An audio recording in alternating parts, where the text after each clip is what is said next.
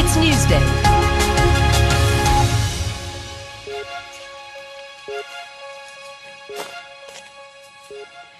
It's 7 in the morning in Singapore and 1 in the morning in Germany, where exit polls suggest the tightest of races in the general election, with little separating the two main parties in the race to succeed Angela Merkel. But according to the latest projections, her party, the centre-right CDU, now led by Armin Laschet, appears to be trailing Olaf Scholz's centre-left SPD.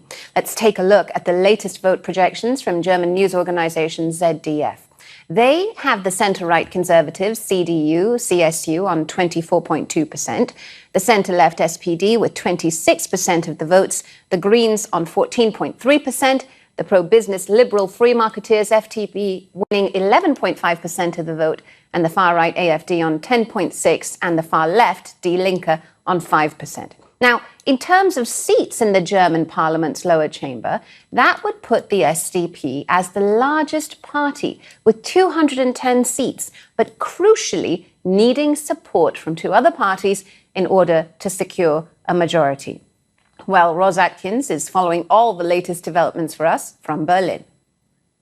Such a tight race, Karishma. Really, we're now looking into probably days and weeks, if not months, of really tough negotiations. It's perhaps not a surprise that we've ended up here. The campaign has been a roller coaster of a ride. We've seen three parties leading the polls at different stages. Originally the CDU, Angela Merkel's party, then the Greens for a moment, remarkably, then they fell back, and the Social Democrats, the centre-left party, led the polls, and they've led the polls going into election day. They might have been expecting to get a clear lead. At the moment, some projections have them with a small lead, some exit polls have them tied with the CDU. But we should also emphasise this isn't about who comes first. This is about who can get to 50% in Parliament. None of the parties are going to be able to do that on their own. They probably won't be able to do it in tandem with one other party. We're probably going to be looking at a three-way coalition, and that is going to take some negotiating because, of course, these parties have different policies. They're not just going to suddenly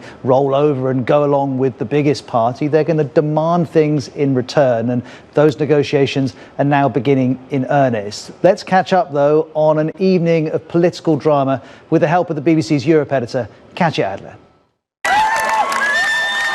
Excitement ricocheted around the headquarters of Germany's Social Democrats tonight. Dismissed as political has-beens not long ago, the smell of election victory, even if a narrow one, now hung in the air. Results, though, still need to be confirmed. There he is, Olaf Scholz, the man the Social Democrats hope will be Germany's next Chancellor.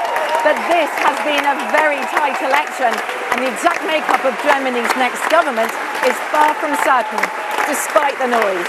Das wird ein langer Wahlabend, das ist sicher. It's certainly going to be a long night, but it's also certain that many German citizens voted Social Democrat because they want a change in government and because they want their next chancellor to be called Olaf Scholz.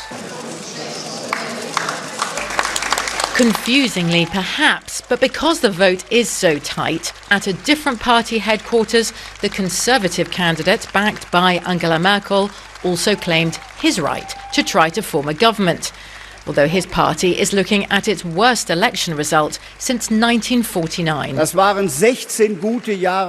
We had 16 years in Germany with Angela Merkel as Chancellor, and this is why we will try everything to form a government under the leadership of the CDU-CSU union. It appears voters weren't bowled over by any single party. People we spoke to at polling stations earlier seemed pulled in very different directions. The Christian Democrats have been in power for the past 16 years, and a lot of the challenges were not really addressed. I voted for change, but not dramatic change. The climate crisis is the most pressing issue we have to deal with urgently.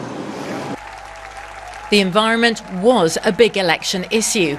Germany's Green Party didn't perform as strongly as it had hoped, but it's tipped to play a key role in the next German government. So what now? Well, it's all about coalition building, a race between Germany's two main parties to woo others to form a parliamentary majority. Only then will we know who Germany's next chancellor will be. Until then, Angela Merkel isn't going anywhere. Katja Adler, BBC News, Berlin.